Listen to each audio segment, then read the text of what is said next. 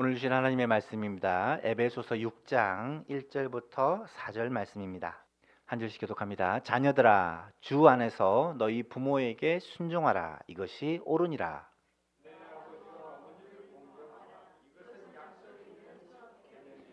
이로써 내가 잘되고 땅에서 장수하리라.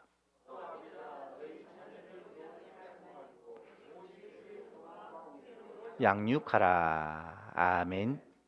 이것이 옳으니라 라는 제목으로 하나님의 말씀을 증거하려고 합니다. 집은 있지만 가정이 없는 시대가 오늘 이 시대라고 얘기를 합니다. 집은 있는데 가정이 없다. 무슨 의미겠습니까? 퇴근할 집은 있지만 사랑하는 사람들이 기다리는 가정이 없는 시대입니다. 몸이 쉴 수 있는 집은 있어도 마음의 안식을 누릴 수 있는 가정은 점점 사라져 갑니다. 외형적으로 갖출 것은 다 갖추고 살아가지만 정말 알맹이가 없고 속이 빈 것이 오늘날 가정의 모습들입니다. 사실은 집보다 훨씬 중요한 것이 가정이죠. 집을 세우는 것보다 훨씬 어려운 것이 가정을 아름답게 세워가는 것입니다. 집은 돈 주면 살 수 있지만 가정은 그 가격을 매길 수 없을 만큼 소중합니다. 올해 가정의 달을 맞아 성경은 과연 우리 가정에 대하여 뭐라고 말씀하시는가 우리가 말씀을 살펴보고 있습니다. 지난주에 우리 하나님의 나라가 이런 자의 것이니라 라는 말씀을 통해서 하나님께서 가정에 어린 아이들을 얼마나 귀히 여기시는지, 그리고 어린아이와 같이 자신을 낮추고 하나님의 나라를 바라보는 자들에게 천국을 하나님께서 선물로 주신다는 이 사실에 대해서 말씀을 나누었고요. 오늘은 그리스도인 가정에서 부모와 자녀의 관계에 대한 말씀을 함께 살펴보려고 합니다. 먼저 이 말씀이 나오게 된 배경을 잠시 설명을 드리면 에베소서 5장에서 바울 사도는 성령 충만에 대해 말씀하시면서 성령으로 충만하게 되면 다음과 같은 결과들이 있다. 성령 충만의 열매들이 어떤 것인지를 설명합니다. 먼저는 시와 찬송과 노래로 하나님을 찬송하는 삶을 살게 된다. 성령 충만하면. 그리고 범사에 감사하는 삶을 살게 된다. 성령으로 충만하면. 나아가서 그리스도를 경외함으로 피차 복종하는 삶을 살게 된다는 것입니다. 성령으로 충만하면 서로 복종하는 삶을 산다는 것입니다. 그 복종하는 삶이 부부 사이에서 어떻게 나타나는지, 부모와 자녀 사이에서 어떻게 나타나는지, 또 사회생활에서 종과 상전 사이에서 어떻게 나타나는지를 5장과 6장을 통해 쭉 설명해 가고 있습니다. 오늘은 그 중에 부모와 자녀 간에 어떻게 서로를 복종하는, 서로를 사랑하고 섬기는 삶을 살지에 대한 말씀입니다. 1절에 보니까 자녀들아, 자녀들에 대하여 3절까지 권면을 하고, 4절에 보니까 아비들아, 부모들을 향하여서 권면하는 내용입니다. 먼저 자녀들을 향하여서는 뭐라고 권면합니까? 자녀들아, 주 안에서 너희 부모에게 순종하라. 이것이 옳으니라. 내 아버지와 어머니가 부모죠. 부모를 공경하라. 이것이 약속에 있는 첫 계명이니 이로써 내가 잘되고 땅에서 장수하리라. 이것은 십계명의 5계명을 풀어서 설명한 내용이라고 말할 수가 있습니다. 십계명은 두 개의 돌판으로 되어 있고 대부분 말하기를 첫 번째 돌판은 1계명부터 4계명까지 하나님께 대한 계명, 두 번째 돌판은 5계명에서 10계명까지 사람에게 대한 6가지 계명을 기록했다라고 얘기를 할 수 있습니다. 두 번째 돌판 사람에 대한 계명 중에 첫 번째가 뭐냐면 내 부모를 공경하라라는 계명입니다. 물론 순서가 그렇게 중요하지 않고 다 중요하겠지만 그래도 이 순서는 어떤 무게와 중요성을 나타낸다고 말할 수 있습니다. 사람에게 대한 계명 중 첫 번째가 부모를 공경하라는 계명이라는 거예요. 그래서 유대인들은 뭐라고 말하느냐, 이 5계명이 율법의 중심점이고 율법의 10계명의 배꼽이다, 이런 표현을 사용합니다. 실제로 10계명 가운데 5번째 있는 계명이기도 하고 또 하나님에 대한 계명과 사람에게 대한 계명을 이어가는 부분이기 때문에 그런 표현을 쓰는 것입니다. 어떻게 보면 사람에게 대한 모든 계명 가운데 첫 번째요, 가장 중요한 계명이 부모를 공경하라는 계명이고, 이어서 나오는 6계명부터 10계명까지는 살인하지 말라, 다른 사람의 생명을 해하지 말라, 간음하지 말라, 남의 가정을 파괴하지 말라, 도둑질하지 말라, 남의 소유와 재산을 중요하게 여겨야 된다, 내 이웃의 소유를 탐하지 말라, 행복의 근원을 내 가정, 우리 가정에서 찾아야 된다. 이런 의미로 해석할 수 있습니다. 다시 말하면 사람에 대한 계명을 부모님께 대한 계명, 가족을 위한 계명이다라고 그렇게 요약할 수가 있는 거죠. 오늘날에 가장 중요한 계명인 이 부모 공경이 무너지고 나니까 마치 기초가 붕괴된 집처럼 걷잡을 수 없는 사회 붕괴 현상들을 우리는 경험하게 됩니다. 모든 도덕적 붕괴는 부모 공경의 붕괴로부터 시작된다라고 말할 수 있는 거죠. 로마서 1장을 보면 사람들이 하나님을 그 마음에 두기 싫어하며 하나님께서 심판을 하십니다. 하나님께서 그 상실한 마음대로 내버려 두시니까 어떤 일이 벌어집니까? 모든 불의와 추악과 탐욕과 악의가 가득하고 시기와 살인과 분쟁과 시기와 악독이 가득합니다. 또 부모를 거역하는 일이 일어나게 됩니다. 하나님이 내버려 두시니까 사람들이 부모를 거역하게 된다는 말이에요. 디모데후서 3장에 보면 말세에 고통하는 때가 이를 것인데 어떤 현상들이 일어나느냐, 사람들이 자기를 사랑하며 돈을 사랑하며 자랑하며 교만하며 비방하며 또 부모를 거역하며, 부모를 거역하는 일들은 하나님을 마음에 두지 않을 때, 하나님께서 내버려 두실 때, 말세 때 하나님을 대적하는 현상으로 나타나는 가장 뚜렷한 증거 중에 하나라는 말입니다. 여러분, 오늘 이 시대가 부모를 거역하는 시대예요. 이것은 말세의 가장 확실한 징조 중 하나입니다. 인간이 동물과 다른 점이 무엇이겠습니까? 동물들은 어린 새끼를 보호하는 본능을 가지고 있습니다. 늑대도 자기 새끼를 소중히 여긴다고 합니다. 새끼 때는 부모를 온전히 잘 따르고요. 그런데 새끼가 어느 정도 자라고 힘이 세면 어미를 물어버린다고 해요. 어미도 새끼를 물고, 이게 짐승입니다. 오로지 본능에 의해서만 움직이는 것이죠. 사람은 어떻습니까?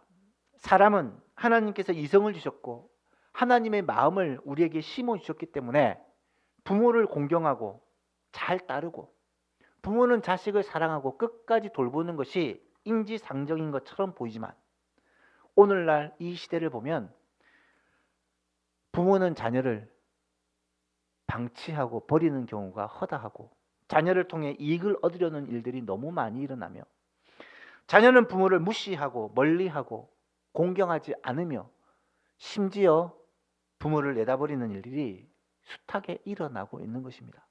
만약에 그렇다면 짐승과 다른 점이 무엇이겠습니까? 그래서 성경은 이런 경고를 합니다. 아비를 조롱하며 어미 순종하기를 싫어하는 자의 눈은 골짜기의 까마귀에게 쪼이고 독수리 새끼에게 먹히리라. 굉장히 무서운 말씀이지만 이 말씀은 부모를 공경하지 않는 자식들은 짐승만도 못하기 때문에 짐승으로부터 이런 위협을 받을 수 있다는 것을 경고하는 말입니다. 까마귀라는 새에 대해서 제가 한번 말씀드린 적이 있는데요. 이 까마귀는 시커멓고 못생겼기 때문에 흉조라고 그렇게 여겨집니다만 굉장히 놀라운 특성이 있다고 합니다. 어미새와 새끼들이 함께 가지에 앉으면 절대로 새끼들은 어미보다 위에 앉지 않는다고 해요. 또 어릴 때는 부모가 어미 까마귀가 새끼 까마귀에게 먹을 것을 물어다 주지만 나중에 늙어서 움직이기 힘들 때는 새끼가 어미에게 먹이를 물어다 준다라고 합니다. 그래서 이 까마귀를 효를 행하는 새다, 이래서 외국에서는 길조로 그렇게 여겨진다고 합니다. 부모에게 순종하지 않는 자녀들은 이 짐승보다 못한 자들이다, 하나님이 그들을 심판할 것이다 라고 성경은 무섭게 경고를 하고 있는 거죠. 오늘 본문에서도 말씀합니다. 자녀들아, 주 안에서 너희 부모에게 순종하라. 이것이 옳으니라. 이것이 옳으니라 라는 말은 이것이 진리다. 절대적인 진리다 라는 말씀입니다. 분명한 하나님의 뜻이다 라는 말씀입니다. 우리가 순종해야 될 하나님의 명령이다 라는 말씀입니다. 부모에게 순종하는 것, 부모를 공경하는 것, 이것은 마땅한 일이고 당연한 일이고 반드시 순종해야 될 명령이라는 거예요. 예외가 없고 상황이나 형편에 따라서 하는 게 아니라는 말이에요. 우리의 영원한 스승인 예수님 생각해 보십시오. 육신의 부모님이 계셨습니다. 요셉과 마리아입니다. 어떻게 보면 예수님에게 있어서 부모님은, 육신의 부모님은 진정한 부모님이라고 말하기도 어렵고, 하나님이신 예수님이 육신의 부모님을 존경하고 잘 섬기는 것이 쉽지 않을 수도 있어요. 그런데 예수님은요, 교회의 본을 보여주십니다. 예수님의 어린 시절을 성경에서 많이 기록하고 있지 않지만 누가복음 2장에서는 예수님의 어린 시절을 이렇게 기록합니다. 예수께서 함께 내려가사 나사렛에 이르러 부모님을, 이거는 빠진 말이지만 이제 설명하자면 넣습니다. 그 어머니와 아버지를 순종하여 받으셨다라고 기록하고 있습니다. 예수님이 육신의 부모님을 순종하여 받으십니다. 심지어 예수님은 십자가에 돌아가실 때 십자가 위에서 7마디 말씀을 하시는데 그 가상칠언 중에 하나가 이것입니다. 예수께서 자기의 어머니와 사랑하시는 제자가 곁에 서 있는 것을 보시고, 자신의 어머니 마리아와 사랑하는 제자 요한이 옆에 서 있는 것을 보시고, 여자여 보소서, 어머니를 향해서 부르는 극존칭입니다. 어머니 보십시오. 옆에 있는 요한이 아들입니다. 나는 십자가에서 이렇게 죽지만 내 대신 요한이 어머니를 아들처럼 섬길 겁니다. 그리고 요한을 향해서는 내 어머니라. 이때부터 요한이 자기 집에 마리아를 복양하고 섬겼다라고 성경은 기록하고 있습니다. 십자가에서 고통을 당하고 죽어가는 그 순간에도 육신의 어머니를 귀하게 여기고 그 어머니를 사랑하는 제자에게 부탁하는 이 예수님의 마음을 우리는 알아야 합니다. 사랑하는 여러분, 부모님께 순종하는, 부모님을 공경하는, 하나님의 이 뜻을 깨닫고 순종하는 예소망의 모든 성도님들이 될 수 있기를 바랍니다. 그렇다면 성경적인 효도는 과연 어떤 것일까? 어떻게 부모님을 사랑하고 부모님을 공경하고 부모님을 순종해야 할까? 첫 번째로, 성경적인 효도는 나에게 생명을 주신 것에 대한 감사에서부터 출발해야 된다. 여러분, 하나님께서 내 생명을 주셨는데 그 생명을 누구를 통해 주셨어요? 부모님을 통해 주신 거예요. 그렇다면 부모님이 내게 생명을 주셨다라는 이 이유만으로도 우리는 부모님을 순종해야 될 충분한 이유가 된다는 말입니다. 오늘날 많은 사람들이 생각합니다. 부모님을 순종해야 될 이유를 모르겠다. 부모님이 똑똑한 것도 아니고 잘난 것도 아니고 우리에게 재산을 물려준 것도 아니고 우리에게 많은 공부를 시킨 것도 아니고 오히려 우리에게 상처를 주고 아픔을 줬는데 왜 부모님을 순종해야 되느냐. 하지만 성경은 말씀합니다. 부모가 없었다면 내 생명이 있을 수가 없기 때문에 그것만으로도 부모님을 공경하고 부모님을 순종해야 될 이유가 있다라고 말하고 있는 거예요. 두 번째로는 성경적인 효는 살아있을 때 하는 것입니다. 효를 강조한다는 많은 종교에서는 죽어서 부모님을 섬길 것을 그렇게 이야기합니다. 여러분, 죽은 후에 아무리 정성을 들여 섬겨도 무슨 소용이 있겠습니까? 사실 이 자리에 계신 많은 분들은 부모님을 잘 섬기고 싶지만 부모님이 계시지 않는 분들이 많이 계세요. 10계명 중에 10가지 계명 중에 나머지 9가지 계명은요 평생 지킬 수 있는 계명인데 이 5계명은 어쩌면 살아있을 때 지킬 수 있는 계명입니다. 따라서 내가 살아있을 때, 한 살이라도 젊을 때, 부모님이 살아계실 때 효를 다하는 자녀들이 되었으면 좋겠어요. 지나간 후면 애달다 어이하리, 후회해도 소용이 없다는 거예요. 부모님이 살아계시고 부모님이 건강할 때 조금이라도 더 부모님을 사랑하고 존경하고 부모님을 찾아뵙고 부모님을 봉양하는 그런 예수망의 가족들 될 수 있기를 바랍니다. 세 번째로 성경적인 효는요, 부모님이 구원받도록 하는 것입니다. 저는 이것이 효의 절정이라고 믿습니다. 육신의 부모님을 생전에 잘 섬기고 좋은 곳으로 봉양하는 것도 중요한 일입니다. 하지만 부모님의 영혼을 섬기지 못하면 제대로 효도한 것이 아니라고 말할 수밖에 없습니다. 온 천하를 얻고도 자기 생명을 잃으면 무엇이 유익하리요? 성경이 하시는 말씀이에요. 부모님이 이 땅에서 아무리 효를 누리고 행복하게 잘 살아도요, 이 땅을 떠나고 나서 영원한 지옥불에 들어간다면 그것이 과연 효이겠습니까? 부모님의 영혼을 위해서, 그 영혼을 위해서 복음을 전하고 부모님을 예수 믿게 하는 것이 효 중에 최고의 효가 아니겠습니까? 부모님을 전도하기 위해서 여러분의 시간과 돈과 물질과 수고와 에너지를 다 쏟아부으시기를 바랍니다. 어떤 것을 희생하더라도 부모님 전도하는 것, 어떤 것을 희생하더라도 부모님 예수 믿고 천국 가게 하는 것, 이거보다 더 큰 효는 없다. 이 사실을 꼭 기억하시기를 바랍니다. 우리에게는 약속이 있습니다. 제가 늘 말씀드리지만 주 예수를 믿어라. 그리하면 너와 내 집이 구원을 얻으리라. 여기서 이 집이라는 단어가 가정이라는 단어예요. 예수님을 마음에 믿으면 나뿐만 아니라 우리의 부모님, 우리의 자녀들, 우리의 가정이 구원을 받게 될 것이라고 주님이 말씀해 주셨어요. 이 약속을 붙들고 기도합시다. 하나님, 어머니, 아버지 구원시켜 주옵소서. 하나님, 우리 자녀들 예수 믿고 구원받게 해주십시오. 하나님, 우리 남편, 우리 아내, 우리 식구들 다 같이 예수 믿게 해주십시오. 이런 은혜가 예수망의 모든 성도들의 가정마다 있기를 주 예수 그리스도 이름으로 축복합니다. 마지막으로 효도하는 자에게 어떤 약속을 주시느냐. 오늘 본문 2절 3절에 내 아버지와 어머니를 공경하라. 이것은 약속이 있는 첫 계명이니 이로써 내가 잘되고 땅에서 장수하리라.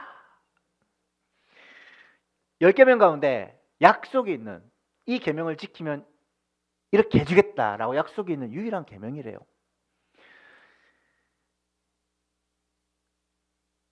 이로써 내가 잘되고 땅에서 장수하리라. 이 말은 부모를 공경하면 내가 잘되고 또 이 땅에서 잘되고 장수할 것이다. 물론 부모를 공경하는 사람은 이 땅을 떠나는 날 하나님의 나라에서 영광을 누릴 수 있지만 이 땅에서도 잘되고 장수한다. 이 말은 몸도 건강하고 경제적으로도 넉넉하고 사람들에게도 존경받으며 오래 산다. 이런 말이 아니겠습니까? 여러분, 성경을 보면요, 하나님을 잘 섬기는 사람들이 부모도 잘 섬겼던 것을 알 수 있습니다. 성경에 나타나는 위인들은 부모를 잘 섬김으로 복을 받습니다. 대표적인 한 사람이 요셉인데요. 요셉은 어릴 때부터 부모를 기쁘게 했던 그런 자녀입니다. 그래서 부모가 요셉을 좀 편애하는 경향이 있어서 형들로부터 질투를 받아 어린 나이에 외국으로 팔려갑니다. 그런데요, 외국에서 남의 집 종이 되었는데 그 종의 자리에서도 그 주인을 부모를 섬기듯이 잘 섬겼더니 하나님께서 요셉에게 복을 주십니다. 요셉이 손을 대는 일마다 형통하게 하세요. 또 그곳에서 질투를 받아가지고 감옥에 억울하게 들어가게 돼요.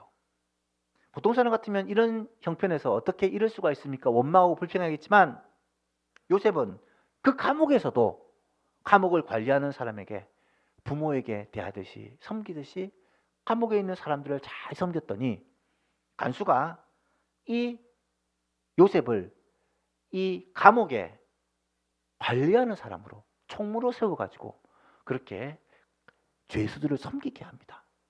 나중에는 하나님께서 이 요셉을 애굽의 총리로 세우셔서 하나님의 뜻을 이루는 일을 하게 하십니다. 그때마다 성경은 뭐라고 기록하냐면 하나님이 그와 함께 하사 그를 형통하게 하셨다. 부모를 공경하는 자에게 잘되고 장수하게 하겠다는 이 약속이 그대로 이루어지고 있다는 사실입니다. 여러분, 혹시 여러분의 자녀들이 이 땅에서 잘되고 장수하기를 원하지 않는 사람이 있습니까? 여러분 자녀들이 이 땅에서 고생 막 하다가 빨리 죽었으면 좋겠다, 그렇게 생각하시는 분이 혹시나 계시진 않겠죠. 자녀들이 잘 됐으면 좋겠고 자녀들이 장수했으면 좋겠다는 마음은 모든 부모의 똑같은 마음일 거예요. 그러면 그 비결이 자녀 공부 많이 시키고 자녀에게 좀 많은 유산을 물려주고 이런 데 있는 게 아니라 이 자녀가 부모의 말씀을 잘 순종하는 자녀가 되는데 그 비결이 있다는 것을 성경이 말씀하고 있잖아요. 자녀가 정말 잘되고 장수하려면 부모 공경하고 부모의 말씀 순종하는 자녀가 될 때 그 자녀가 잘되고 장수한다는 것을 성경이 말씀하고 있다면 어려서부터 이 자녀를 부모 공경하는 자녀로, 부모의 말씀에 순종하는 자녀로 양육해야 하지 않을까요? 그래서 우리는 무엇보다 우리 자녀들이 하나님의 말씀 안에, 하나님을 믿는 이 믿음 안에 자라도록 우리 자녀를 양육하는 것이 가장 소중하다는 것을 깨닫게 됩니다. 생각해 보십시오. 자녀를 위해서 날마다 눈물로 기도하는 부모, 그 부모 밑에 자라는 자녀가 삐뚤어지고 부모를 거역하고 하나님을 버릴까요? 기도의 자녀는 결코 망하지 않는다. 저는 이 말씀을 믿습니다. 어려서부터 자녀와 함께 말씀을 읽고 말씀을 이야기하고 함께 하나님을 찬양하고 예배하는 그 자녀가 부모의 뜻을 벗어나고 하나님의 뜻을 벗어나서 막 나갈까요? 저는 그렇지 않다고 믿습니다. 어릴 때부터 믿음으로 말씀으로 양육한 그 자녀는 반드시 잘 되고 하나님의 복을 받게 될 줄로 믿습니다. 청소년 사역자들, 아이들을 사역하는 사람들의 얘기를 들어보면 한결같이 하는 얘기가 있어요. 교회 교육이 중요합니다. 교회에서 하나님을 가르치고 말씀을 가르치기 위해 애를 씁니다. 하지만 이 자녀의 인성교육과 신앙교육의 결정적인 요소는 가정에서 대부분 이루어진다는 거예요.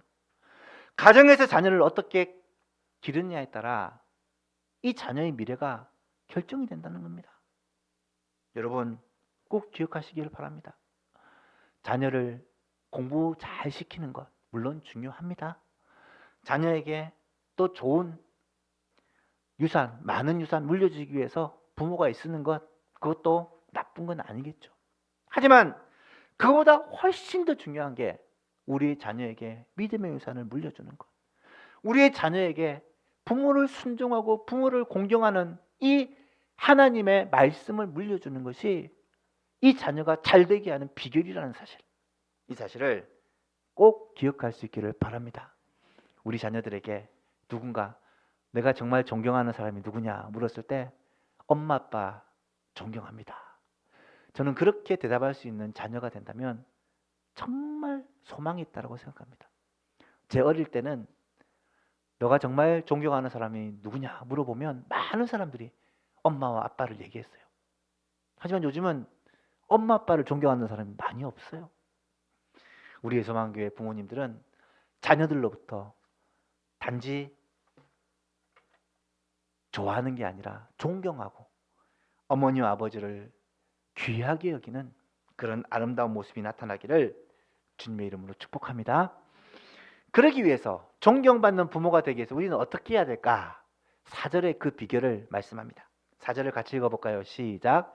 또 아비들아 너희 자녀를 노엽게 하지 말고 오직 주의 교훈과 훈계로 양육하라.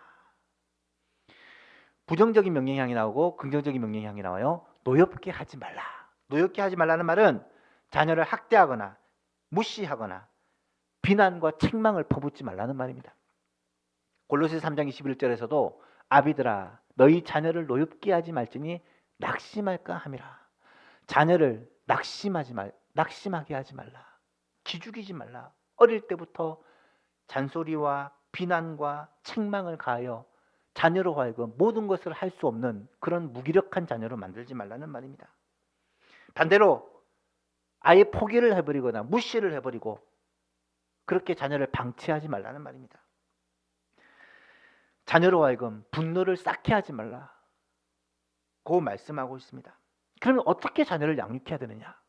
성경은 그 비결을 주의 교훈과 훈계로 양육하라고 말씀합니다. 주의 교훈과 훈계로 양육하라. 많은 사람들은 이 말씀을 해석하면서 교훈이 뭐고 훈계가 뭐냐 이것을 해석합니다만 여기서 중요한 것은 교훈이 뭐고 훈계가 뭐가 중요한 게 아니라 주의 교훈과 훈계로 양육하라는 거예요. 주의 교훈과 훈계. 이 말은 나 자신의 교훈과 훈계로 양육하는 부모가 많다는 말이에요. 내 생각, 내 철학, 내 가치관, 내 욕심으로 자녀를 가르치는 부모가 많다는 거예요. 너는 이렇게 해야 돼. 왜? 내가 못했으니까. 자녀를 내 욕심으로 가르치는 부모가 많아요. 내 목표를 정해놓고 자녀를 이렇게 하라고 내 그 목표를 이루도록 자녀를 다그치는 부모가 많습니다. 엄마 아빠는 반에서 1등 했는데 너는 이게 뭐냐? 자녀를 부모와 비교하며 가르치는 부모가 있습니다. 여러분 그러지 말라는 거예요. 나의 교훈과 훈계가 아니라 누구예요? 예수님의 교훈과 훈계로 양육하라는 거예요. 많은 부모들이 세상의 가치관, 세상의 기준을 가지고 자녀를 가르칩니다. 세상의 교훈과 훈계가 아니라는 거예요. 예수님의 교훈과 훈계, 하나님의 교훈과 훈계라는 거예요. 내 경험과 내 가치관, 내 욕심으로 자녀를 가르치는 것이 아니라 이 세상에서 요구하는 것으로 자녀를 가르치는 것이 아니라 하나님의 뜻대로, 하나님의 말씀대로, 주님의 교훈대로 자녀를 가르치는 것. 자녀를 가르칠 때마다 하나님이 정말 기뻐하는 것이 무엇일까? 하나님이 정말 원하는 것이 무엇일까? 이 아이를 향한 하나님의 뜻이 무엇일까? 하나님은 이 아이에게 무엇을 원하실까? 이것을 생각하며 이것을 고민하며 자녀를 양육하는 좋은 부모가 될 수 있기를 간절히 바랍니다. 하나님의 뜻과 세상에서의 성공 가운데 많은 부모는 세상에서의 성공을 선택해요. 하나님의 뜻은 주일날 온전히 하나님께 예배하는 거지만 세상에서는 주일날 조금이라도 더 공부를 해야지 애가 성공한다라고 생각을 하니까 주일 되면 교회 대신에 학원을 보내죠. 자녀가 어떻게 하면 고생 안 하고 세상에서 잘 될까? 그거 고민하다가 어떻게 하면 자녀가 하나님의 뜻대로 바르게 자랄까? 이것을 놓치는 경우가 많다는 거예요. 사랑하는 여러분, 주의 교훈과 훈계로 양육하면 우리 자녀가 반드시 잘 되고 형통할 것을 믿으시기 바랍니다. 하나님의 뜻대로 가르치면, 말씀대로 가르치면 우리 자녀가 정말 잘 돼. 이것을 믿으면 부모는 주의 교훈과 훈계로 자녀를 양육하고 가르칠 수 있을 것입니다. 학창 시절에도, 어린 시절에도, 직장을 구할 때도, 결혼을 할 때도 어떤 선택을 하도록 부모가 도와주느냐?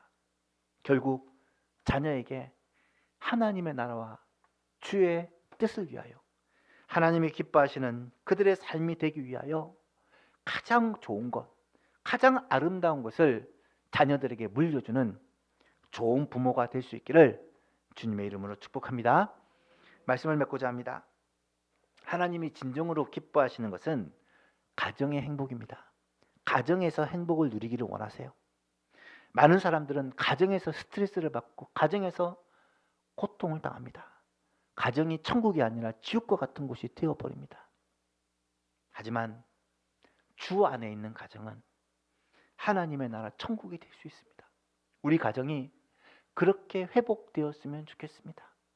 가족들이 함께 모이면 웃음이 넘쳐나고 가족들이 함께 모이면 서로를 향한 사랑과 관심과 배려가 있고 부모와 자식 간에 존경과 사랑이 넘치고 남편과 아내 간에 아름다운 모습이 나타나며 부모는 자녀에게 주의 교훈과 훈계로 양육하고 자녀는 부모를 하나님을 사랑하고 섬기듯이 존경하고 순종하는 이런 아름다운 모습이 우리 가정에서 일어났으면 좋겠고 그런 가정에서 자란 자녀들이 정말 이 땅에서도 잘 되고 장수하며 다른 사람에게도 선한 영향력을 미치고 하나님의 나라의 귀한 일꾼으로 자라는 그런 놀라운 은혜가 우리의 소망교회 가정마다 있기를 저는 매일매일 기도합니다.